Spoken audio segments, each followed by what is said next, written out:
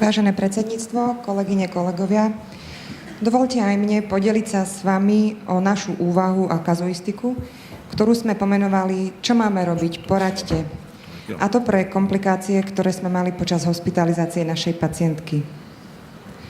Na úvod si dovolím testovú otázku. Hodnota priameho bilirubínu nad 35 mikromol na liter je po A normálna u novorodenca, po B normálna u väčších detí, alebo po C v žiadnom veku nie je fyziologická. Prosím, zahlasujte.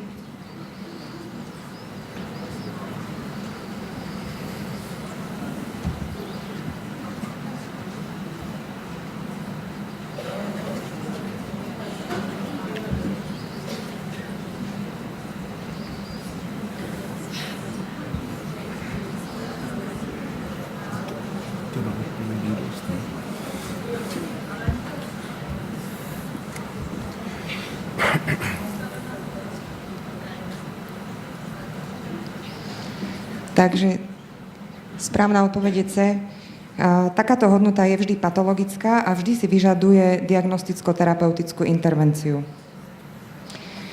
Tuto sú najčastejšie príčiny konjugovanej hyperbilirubinémie, z ktorých spomeniem napríklad biliárnu atréziu, intrauteriné, intrapartálne, postpartálne infekcie, potom ďalej metabolické príčiny a takisto geneticky podmienené syndromy benignej konjugovanej hyperbilirubinémie. Z infekcií by som chcela upriamiť pozornosť na cytomegalovírusovú infekciu, pretože ľudský cytomegalovírus je v populácii veľmi rozšírený, jeho vylučovanie je dlhodobé, vylučuje sa slinami, slzami, močom, ale aj cervikálnym a pošvovým sekretom a prechádza aj do materského mlieka.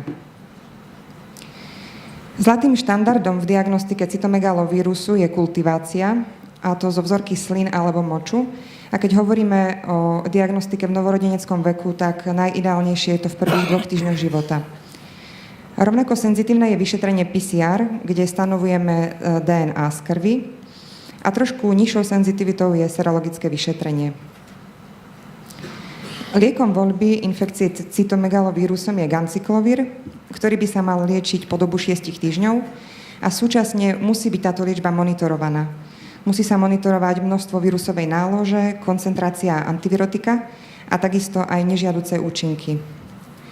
Indikácie k tejto finančne náročnej liečbe sú symptomatická forma infekcie s ťažkým orgánovým postihnutím a takisto kriticky chorý nezrelý novorodenec, ktorý získal takúto CMV infekciu intra- alebo postpartálne. K samotnej kazuistike. Jedná sa o rómske dievčatko Lukrecia, ktorej rodinná anamnéza bola bez pozoruhodností. V osobnej anamnéze dievčatko sa rodí v 38. gestačnom týždni, mala porodnú hmotnosť 2200 gramov, dĺžku 45 cm, čiže tam bola hypotrofická. A od 6. dňa života sme zachytili konjugovanú hyperbilirubinémiu. Pri ultrazvuku brucha nachádzame malý kontrahovaný žlčník alebo DIVDG hypoplastický žlčník. Pre cholestatický rys v laboratórnych parametroch sa nasadila kyselina ursidoxycholová, dieťatko krásne prospievalo, s hmotnosťou 2880 gramov sme ju prepustili domov. Žiaľ, v tejto fáze počas hospitalizácie sme bližšie nerealizovali vyšetrenia v rámci DIVDG konjugovanej hyperbilirubinémie a pacientku sme odovzdali do dispenzáru gastroenterologickej ambulancie, kde sa mala dostaviť za 2 týždne. Vzhľadom ale k sociálnemu statusu prichádza pacientka do tejto ambulancie vo veku 2,5 mesiaca, kedy už mala plne rozvinutú klinickú symptomatológiu. Prišlo dieťa ikterické, malo hepatosplénomegáliu, hypotrofické. Laboratórne sme zachytili vysoký bilirubín a aminotransferázy a objektivizovali sme už acholické stolice. Serologicky sme potvrdili protilátky anti-CMV v triede IgM, a na ultrazvuku brucha sme našli rovnaký nález. Hypoplastický alebo kontrahovaný žlčník, čiže sme suponovali aj anomáliu žlčových ciest. Na základe toho všetkého sme po dohovore pacientku preložili na vyššie pracovisko za účelom vylúčenia biliárnej atrézie a takisto aj liečby tejto CMV infekcie. Tam bola zahájená antivirotická liečba ganciklovírom a dieťa bolo vrátené späť do spádu na tú liečbu 21 dní IV. Biopsia ani chirurgická intervencia sa vzhľadom k aktívnej infekcii vtedy nerealizovala. Už pri nahlásení prekladu dieťaťa sme vedeli, čo nás čaká. Nemáme totiž to infekčné oddelenie a v liekovom formulári nemáme ganciklovir. Tiež nemáme možnosť vyšetriť PCR, CMV, DNA a ani nemáme možnosť monitorovať hladiny gancikloviru. Ale ani tieto dôvody neboli dostatočný argument na to, aby sa dieťa umiestnilo na akékoľvek infekčné oddelenie. Zabezpečili sme teda ganciklovír a po ukončení liečby sme realizovali vyšetrenie PCR. To sme posielali do Košíc, kde nám prišli nulové kópie. A tento výsledok sme mali s časovým meškaním 2 týždne. Opätovne sa dieťa preložilo na klinické pracovisko, znova za účelom chirurgickej intervencie.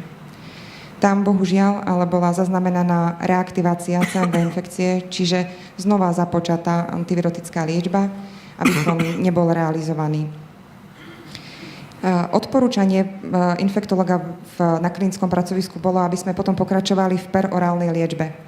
Toto ale u nás v Spáde náš infektológ pre možné toxické účinky ganciklovíru kontraindikuje.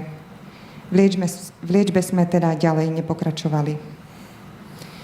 Výsledkom toho je dieťa toho času síce cytomegalovírus negatívne, ale so známkami klinickými aj laboratórnymi cirhózy pečene, s ascitom a so zlyhávaním pečeňových funkcií. Kauzálna liečba, čiže transplantácia pečene, nie je možná. Pre nás z tejto kazuistiky vyplýva také poučenie, že každú konjugovanú hyperbilirubinémiu treba okamžite zahájiť nejaké vyšetrenia v rámci DIVDG, keď je ešte možná aj prípadná chirurgická intervencia. A súčasne sa natískajú aj také otázky, a to, ktoré pracovisko by malo liečiť takúto symptomatickú závažnú CMV infekciu, aby tá liečba bola lege artis. A na druhej strane, keď sa pacient ocitne v paliatívnej starostlivosti, tak ako to bolo v našom prípade, kto by to mal jednoznačne pomenovať, aby sme potom pacientku, dieťa liečili ďalej comfort care starostlivosťou. Ďakujem za pozornosť.